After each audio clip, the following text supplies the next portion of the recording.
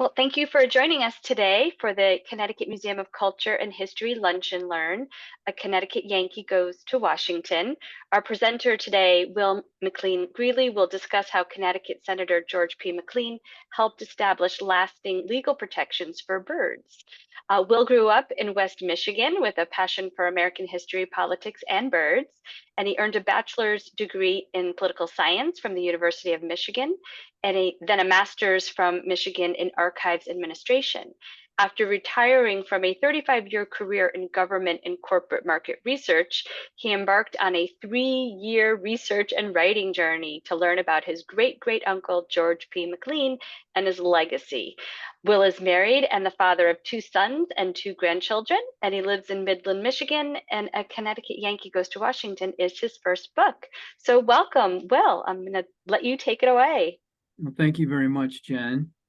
And thank you for those of you who have joined us to talk about my new book, a biography of, I believe, a neglected figure in U.S. history and certainly in Connecticut history as well, George P. McLean. I began this book in 2018, and that was on the 100th anniversary of the 1918 Migratory Bird Treaty Act, which I'll be talking about, referring to it as the MBTA, not to be confused with the Massachusetts Bay Transportation Authority, the MBTA. And on the 100th anniversary, there was a considerable amount of news coverage concerning the Migratory Bird Treaty Act. Some conservationists called this legislation America's first and perhaps most important environmental legislation. One writer said that the MBTA has saved millions, if not billions, of birds from needless killing, and very likely prevented the extinction of many bird species. There was also quite a bit of coverage about George P. McLean, and that coverage triggered nagging questions and curiosity that I've had about this man for virtually my whole life. He's my great-great-uncle. My middle name is McLean. And I've always wanted to learn more about him. And so in 2018, I embarked on this 3-year writing and research journey to understand the scope of his life. I knew about his achievement, his crowning achievement in overseeing passage of this bird protection legislation, but I wanted to understand the full scope of his life. And so after consulting some 300 sources, including doing some research at the Connecticut Historical Society, I have come up with a fascinating story of a life well lived.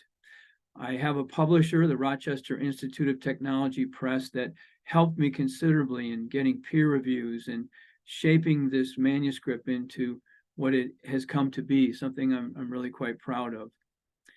So I want to begin today's presentation by talking about a couple of overarching themes in my book. And one is that it is very difficult to lead change.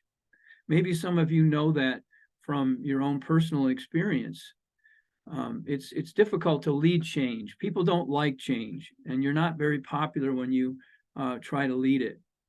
Secondly, it takes a very special person to lead change. Bullies don't work. Dictators really don't work. And I believe that George P. McLean was such a special person who over time learned how to effectively lead change. There's a debate. Are leaders born or are they made? And I think in George P. McLean's case, he was definitely made a significant leader. I'm going to share with you 3 key life experiences that he had that shaped and prepared and equipped him for this crowning achievement. At the age of 61 in 1918, he was in the U.S. Senate to help pass this legislation. And I'm going to talk about several experiences in his life, earlier in his life, that shaped him and prepared him for the challenge that lay ahead, the significant challenge that lay ahead while he was in the U.S. Senate to pass this legislation. But before I get to that part of my presentation, I want to move to the center of our story and talk a little bit about birds. Now, it is said that 1 out of 5 people are bird watchers. But I believe the number of people who care about birds, who even love birds, is much higher than 1 out of 5. I'm a bird watcher, but for example, my wife is not. She doesn't own binoculars. She doesn't keep a life list. But when we've been out walking together and we see a bird like a scarlet tanager, she is excited as I am about such a bird. And we had the pleasure of going to Costa Rica. And when we went to Costa Rica, my son was a student there. We were able to see many birds that were exceptionally beautiful. And one was a toucan. And toucans are a lovely bird. They're the kind of bird that you see on the Fruit Loops box. And she was as thrilled to see that bird as I was. We also had the privilege of being able to see, when we've been in Tucson, Arizona during the winter months. There's our scarlet tanager, and there's the toucan. We've seen this bird. This is an elf owl. It's the smallest owl species known. You get a sense of how small it is. And when my wife saw this bird, she said she wanted to take it home as a pet, until I warned her that that would be a violation of the Migratory Bird Treaty Act, and I'd have to turn her in. Something else notable about this picture, and that's the smile on this man's face. Birds really do make us happy. They connect us with nature. Their endless variety in terms of their colors, their shapes, their sizes fascinate us. Also, what other animals can sing beautiful songs like birds do? And in addition, birds are endlessly interesting from the standpoint of their behavior, migration, nesting. And so for these reasons, many of us have come to love birds. And it's only human nature to want to protect those things that we love. I remember when I was young, my mother used to put her arm out when we were driving, whenever we'd come to a stop sign or a stop light. I'd say, Mom, I've got a seatbelt on. You don't need to do that. Well, she grew up at a time when you didn't have seatbelts, and this was her way of trying to protect me because she loved me. But we want to protect those things that we love. And I'm going to take you back now to a time when birds were not protected. I've selected the year 1911. This was the year that Senator McLean was elected to the U.S. Senate, representing Connecticut. For many decades leading up to 1911, birds were hunted excessively.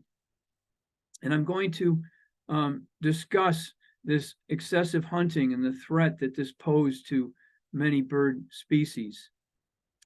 There were really 4 key reasons why birds were excessively hunted. Birds have always been hunted as a food source. They're a cheap source of protein. But sometime after the American Civil War, it became fashionable, primarily for women, to adorn their hats with feathers. As you see here from this picture from the Connecticut Historical Society, which I understand has done some research on this very trend, this fad. But the third reason why birds were excessively hunted was that after the Civil War, there was something of a population explosion in the United States, from around 32 million people in 1860 to 90 million by 1900. And so there were more mouths to feed. There were more heads to put hats on. And so this demand for hunting accelerated. But perhaps the most important factor that really supercharged the hunting of birds during this late 1800s, early 1900s was the advent of the automatic shotgun. Hunters were now transformed into virtually killing machines, and the hunting of birds went from hundreds of thousands per year to millions.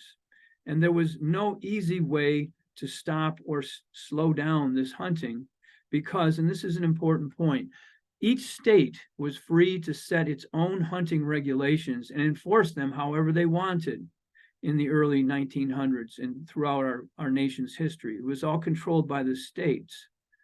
So for instance, the state of Missouri had one hunting law in the late 1800s, and that was you couldn't hunt on Sunday. But otherwise, you could hunt whatever you wanted, wherever you wanted, and however much in Missouri. And so hunting became very popular in the springtime. Hunters would flock to Missouri, millionaire hunters in these beautiful resorts, and hunt birds while they were nesting, while they were just fledging their young in the spring. So that's an example of how out of control the hunting of birds became. And as the population of birds declined because of this excessive hunting, the price of feathers went up, which only encouraged more hunting. And so birds were gradually becoming extinct. You might have known about the passenger pigeon, once North America's most abundant bird, some 3 to 5 billion, eventually went extinct in 1914. There was an endemic parrot in the United States, the Carolina parakeet, that went extinct, and several others. But more importantly, there were other birds on the fast track to extinction, like the snowy egret, the trumpeter swan, the whooping crane, the flamingo. And so there was a great need to stop this excessive hunting and prevent further extinction. So now I'm going to return to the key life experiences that George P. McLean had early in his life that prepared him for this challenge of passing bird protection legislation when he entered the U.S. Senate in 1911. McLean was born in 1857 in Simsbury, Connecticut, outside of Hartford. He grew up on a subsistence farm. His mother made much of his clothing. And when he arrived at Hartford Public High School, he was bullied for his country bumpkin-like appearance. But in time, McLean won the respect of many of his schoolmates who regarded him as the brainiest member of his class. And when he graduated from high school, he said he had two dreams. First, he wanted to become publisher of the largest newspaper in Connecticut. And second, to get elected president of the United States. He was a very ambitious young man, and his first job was as a newspaper reporter. He worked for the Hartford Post, and it was there that he met many politicians covering them for his newspaper. And they saw in McLean a very ambitious, personable young man with a promising future in politics. So they mentored him, and he studied the law. They encouraged him to study the law. He passed the bar, and eventually he opened up his own law firm and had many clients like Aetna Insurance, the New Haven Railroad, AT&T, helping them establish this network of telephone wiring and poles throughout New England. So this was his first key life experience that took him out of obscurity as a subsistence farm boy into state prominence as an attorney. The second key life experience I want to discuss that prepared and equipped McLean for his future was his career in politics. McLean ran for the state legislature at the age of 25 and was elected to the Connecticut House. And it was there that he established himself as a reformer. Now, one of the challenges in the themes of my book is that during the late 1800s, there was a great reform movement within Connecticut in response to many systems that were set up by the colonial founders of Connecticut with the best of intentions. For instance, the pardoning system in Connecticut was set up by the founders, and it was put in the hands of the state legislature. They wanted to avoid having the governor with that kind of power. They didn't trust governors or kings, so they put the pardoning power in the hands of the Connecticut legislature. Well, by the late 1800s, this system had become hopelessly corrupt. Bribes were given to part-time legislators in exchange for a pardon. So McLean wanted to put an end to this corrupt system and instituted what is called the Connecticut Board of Pardons, which still exists today, and I understand is in the news even now. This was a board of 9 people who met to award pardons and had to vote unanimously, including the governor for the first time, several Supreme Court justices, and many lay members of this board of pardons. Well, this was a significant achievement for McLean and distinguished him as a legislator and as a reformer. And it led to the summit of his early political career, and that was to run for governor of Connecticut. He was elected in 1900 at age 43.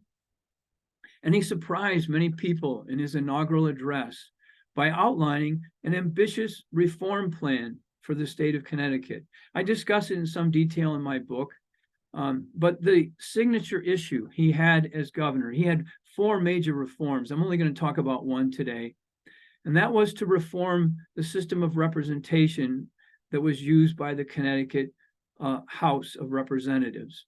This, too, was begun by the colonial founders, and they had a system where every town and city in Connecticut had 2 representatives, regardless of population.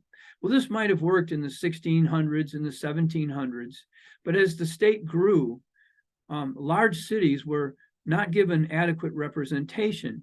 So, for instance, a small town like Union, Connecticut, with just 400 people, had 2 representatives in 1900, while New Haven, with over 100,000 people, also had 2 representatives.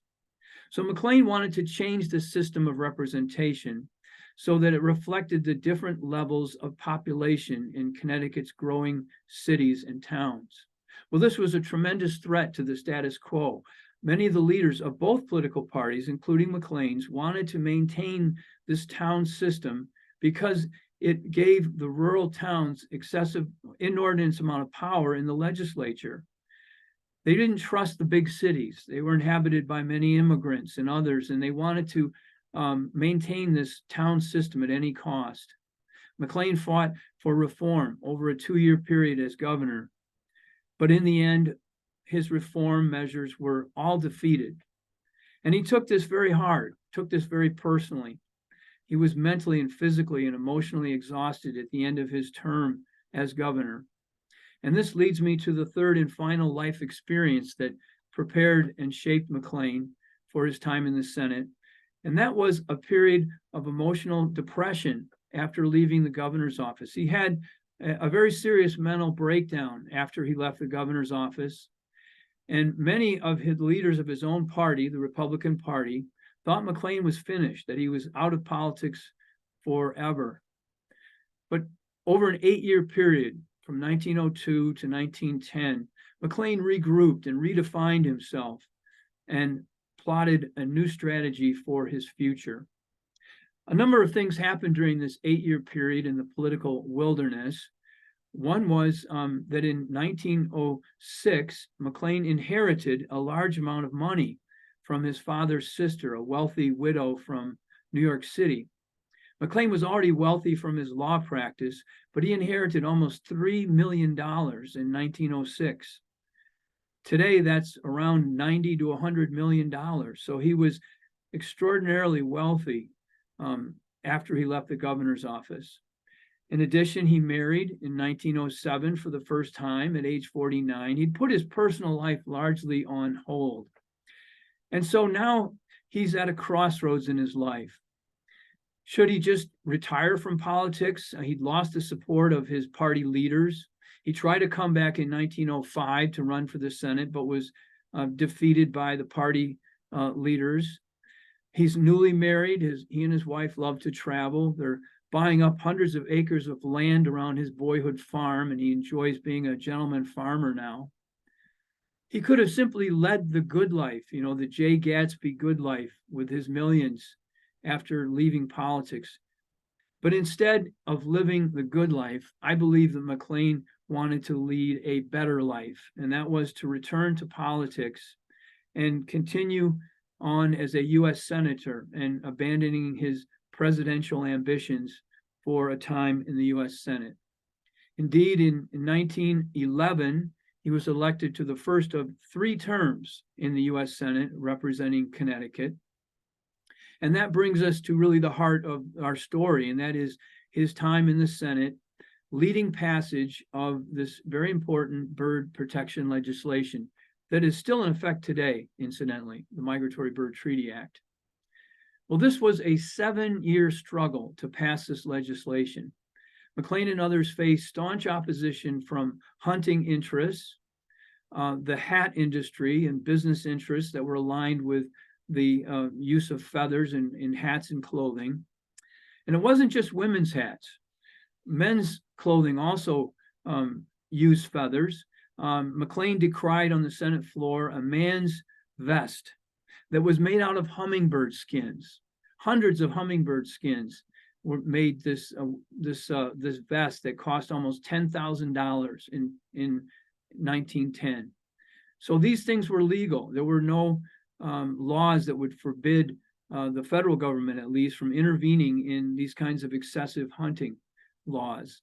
But the most formidable opposition to the Migratory Bird Treaty Act came from the states' rights advocates. They argued very compellingly that the federal government lacked the constitutional authority to intervene in areas that were reserved for the state governments. Well, this indeed was the biggest challenge that McLean and others had to pass this legislation.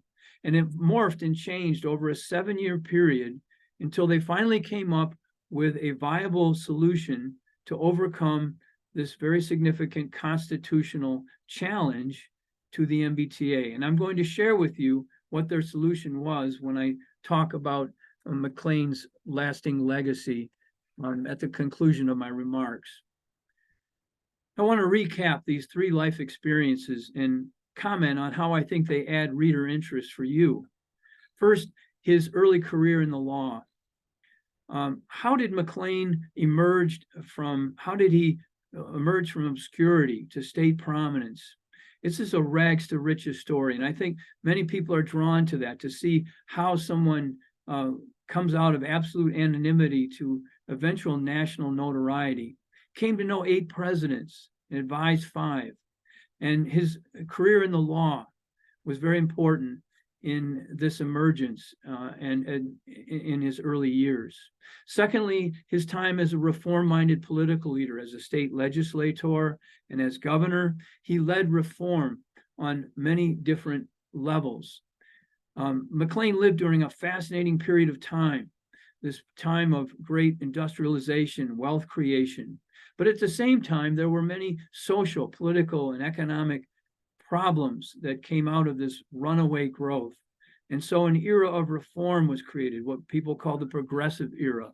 And McLean was a full participant in that. And it's fascinating to see how he was able to devote himself to reform. I think for those of you who are interested in history, McLean's life spans from 1857 to 1932, the progressive era, the roaring 20s. And I think you'll deepen your appreciation for Connecticut's role in many of these reforms and challenges that confronted our nation during his lifetime. The third life experience was his time in defeat and exile. McLean emerged from a very dark period in his life to perhaps his most fruitful. And this is an inspiring story of turning adversity into something positive. Who doesn't like a comeback story? That too is part of my narrative. So as I bring my remarks to a close, I want to focus on George P. McLean's lasting legacy. Now, the Migratory Bird Treaty Act has saved millions, if not billions of birds, prevented extinctions of species, and this is in and of itself a significant legacy. But beyond that, the MBTA was precedent-setting legislation. It paved the way for the federal government to take on this expansive role that we now know today as a watchdog over the environment. A subsequent legislation like the Endangered Species Act, the Animal Welfare Act, even the Environmental Protection Act, in many ways are byproducts of the MBTA because it helped resolve this constitutional struggle over states' rights controlling the environment versus the federal government taking on this oversight role that we know today. Another dimension to his legacy is the global nature of this achievement. And now I'll share with you the secret, the real genius of the MBTA that McLean and others came up with over this 7-year period. The key word in this legislation is treaty. They put this legislation in the form of international treaties between and among nations. And this way, the U.S. Supreme Court could not challenge the Migratory Bird Treaty Act because of the supremacy clause of the Constitution. The other benefit of putting it as a treaty is that it provided international protection for birds. We all know that birds migrate. And so having international protection assured the preservation and protection of birds wherever they were, wherever they go in their migratory cycle. So that's a very important part of McLean's legacy, this global aspect of the treaty. And then for those of you in Connecticut, McLean created something called the McLean Game Refuge outside of Simsbury. It's now some 4,000 acres of land that he donated for the use of the public to enjoy the things of nature, the things of God, as he wrote in his will, that he enjoyed in his life on this land. So now tens of thousands of visitors go to the McLean Game Refuge every year to enjoy the miles of hiking trails that are there. So I have a closing question for you. This is a question that was once asked about another famous George. The question is, what would the world be like if George P. McLean had never been born? Now, the other famous George you might have guessed is George Bailey from It's a Wonderful Life, a movie that showed what a person's life, the world would be like if a person had never been born. I believe that if George P. McLean had never been born, that eventually some form of bird protection legislation would have been passed. But the question is when and to what extent. McLean persevered over a 7-year period to get this legislation passed, despite the obstacles and the foot dragging by people that had wanted to prevent federal oversight of the bird protection for decades. His maiden speech in the Senate was on the topic of bird protection when he was elected in 1911. McLean had learned over a period of time some of the key ingredients of a successful leader of change. And let me summarize those for you. First, he had urgency and vision to communicate the need for this legislation to protect birds. As I said, his maiden speech was on the topic. Secondly, he knew how to overcome obstacles and showed flexibility and adaptability in the face of opposition, something he learned as a reform-minded governor. And this flexibility helped him adapt this legislation over a 7-year period to its final form as a treaty. Third, McLean had learned how to build coalitions as a reform-minded governor and state legislator. And perhaps his most effective example of building a coalition, his most significant ally, was then President Woodrow Wilson, who was from the opposite political party. Wilson was a Democrat, but McLean and Wilson came together to make sure that this legislation was signed in July of 1918, when the US and the world was at war in Europe. And many opponents of this legislation said that they would never pass this legislation while we were at war. There were more important priorities. But Wilson and McLean came together to ensure passage of the legislation in 1918, despite a global flu pandemic and tremendous social and political unrest at home because of this unpopular war. Had they not signed this in July of 1918, I believe it could have been further delayed throughout the 1920s as we entered into this period of isolationism, peace and prosperity and normalcy. And opponents would have said, this is not the time for bird legislation. And then that was followed by the 1930s, a time of economic calamity. And opponents of federal legislation could have argued that we had more important priorities, getting our country on the right economic pathway, and then further postponing bird protection. So for these reasons, I believe that our world is a better place because George P. McLean and others didn't quit during this 7-year period in the Senate to pass very important legislation that stopped the killing of some of God's most beautiful creations and put in place lasting legal protections for birds that we still enjoy and benefit from today. Well, that concludes my remarks. I do have a 4-minute video that I'd like to share, if I'm able. It talks about some of the themes that I've said, but it sort of puts it into video and some musical background. So if you'll just bear with me for a second, I have this about 4-minute video. Please stick around. I think you'll enjoy it.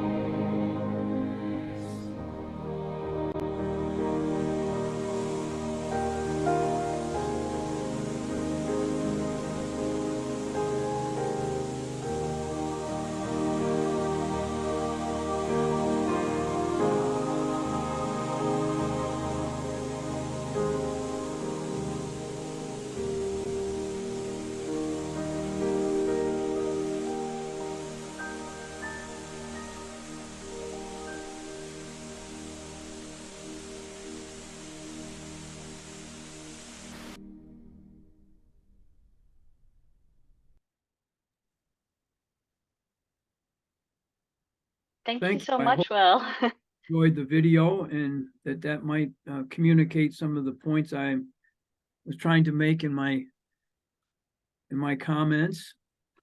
My favorite point in these presentations is to get your reactions and to answer any questions you might have. And I hope you have some, because I believe this book would resonate with people who enjoy Connecticut history. And I think this figure has been, George P. McLean has been neglected. And I hope you have some questions or comments that you could share with me. Thank you so much, Will. That was really great. I will certainly open up if anyone has any questions. You can put them in the chat, or you feel free to unmute yourself. If anyone has any questions, we'll just give a few minutes. As you're thinking of a question, I believe that there's just a lot of Connecticut history in my book that most of you are probably familiar with, but I think it will deepen your appreciation for the unique role that Connecticut played, particularly during the industrialization of our country. It was a very important manufacturing center, a center of innovation in the early 1900s. Also, the reforms that McLean pressed in Connecticut, I think, are fascinating to understand some dynamics within the state in the early 1900s. And I think if you enjoy Connecticut history, this will deepen your appreciation for the unique role your state has played. I see Maya has a question. She's asking what your favorite bird is that you're happy is protected. Yeah, well, it changes probably from year to year. I've always loved bluebirds.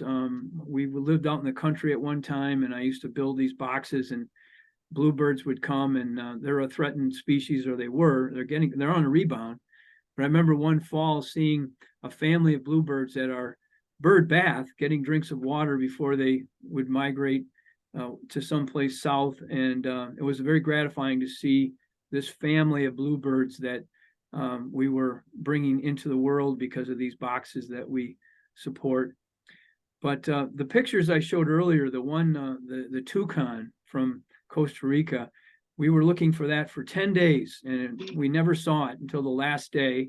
And my son, I said, was a student there, and he said, we were putting all our luggage in the car, and he said, Dad, there's 2 toucans in the tree right behind us. And he's one of those kind of sons that you probably have one or know one, that I didn't believe him. Thought he was pulling my leg, but sure enough, there they were, these toucans. Wow. And so that was a thrill to see. And the birds in Colombia and Costa Rica are very, very colorful and unique that we don't see here in the U.S. Right. Kate is wondering, what do you think we in Connecticut should be most paying attention to right now in terms of bird conservation? Well, it's interesting because when the Migratory Bird Treaty Act was first passed, it was aimed at individual hunters. And that was the challenge. But somewhere around the 1970s, the focus changed to corporations and entities that were threatening birds, loss of habitat, oil and gas companies. The largest fine ever levied by the Migratory Bird Treaty Act was against Exxon for the oil spill in Alaska. So the threats have changed, but I think it's very important to support organizations like the Audubon Society and others that are very much focused on these new threats and that have shifted from the older threats of hunting, although that still exists. It's the unintentional take of birds that really is a great threat to birds today. And groups like the Audubon Society are making sure that the regulations are enforced properly, the courts are observing these laws properly, and that we continue to uphold this important legislation. It was challenged during the Trump administration, significantly weakened, but fortunately, the new administration in 2021 restored the important factors that had been weakened by the Trump administration. And that was over this issue of intentional versus unintentional take. And they tried to change the regulations so that only if you were intentionally killing a bird would the legislation be enforced. But now it's been returned to both intentional and unintentional take of birds is now enforced. Any other questions? Anyone want to unmute themselves if you have any questions?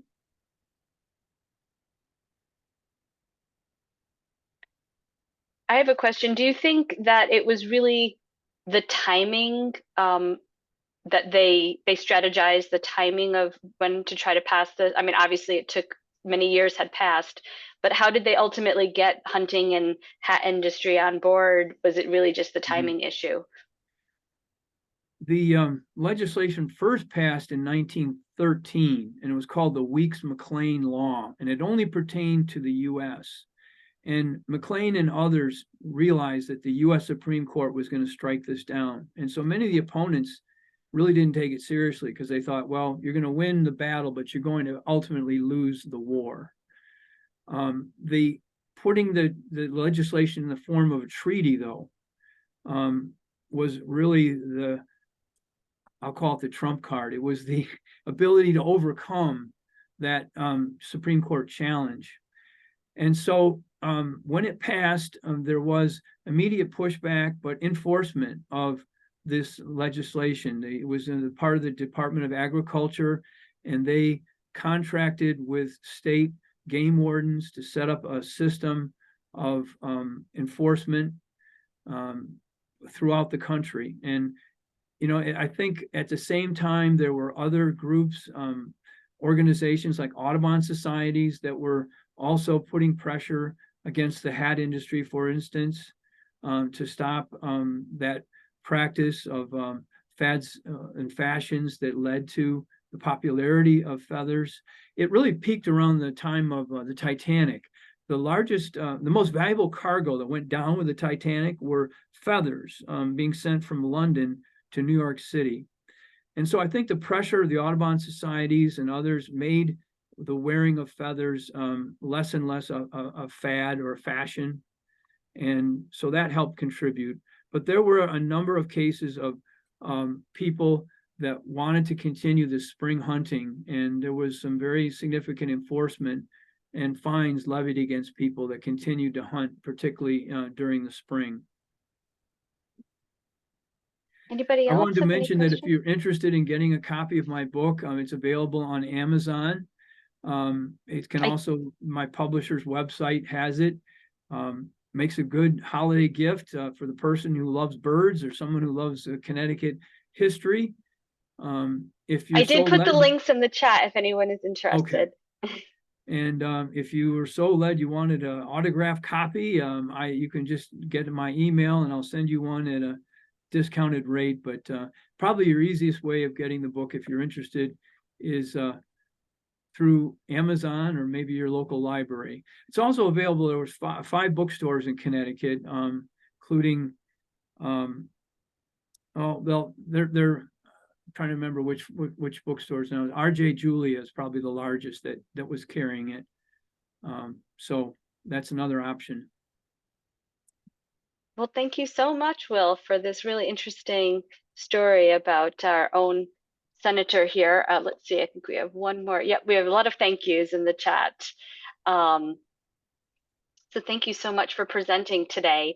Before we leave, I just wanted to share a couple of upcoming events at the the Connecticut Museum. If everyone can see my screen. We have our new exhibit opening on Thursday, Connecticut's Bookshelf, and that is an in-person event.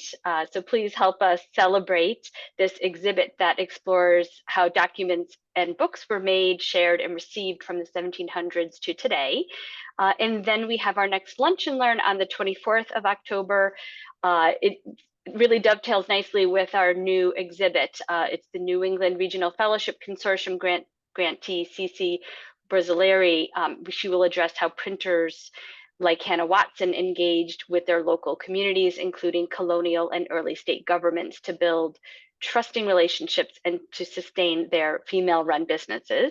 And then we have an on-site program on Thursday, October 26th, with food historian Sarah Lohman. She will give an overview of her new book, Endangered Eating, America's Vanishing Foods.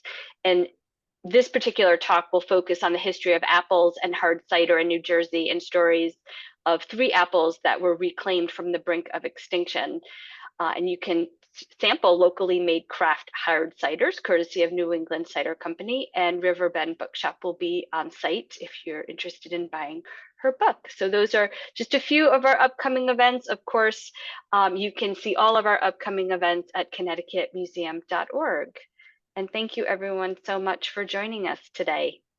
And thank you again, Will. This was great. Thank you so much, Jen, for hosting me, and thank you all for participating today. Thank you. Have a good day, everyone.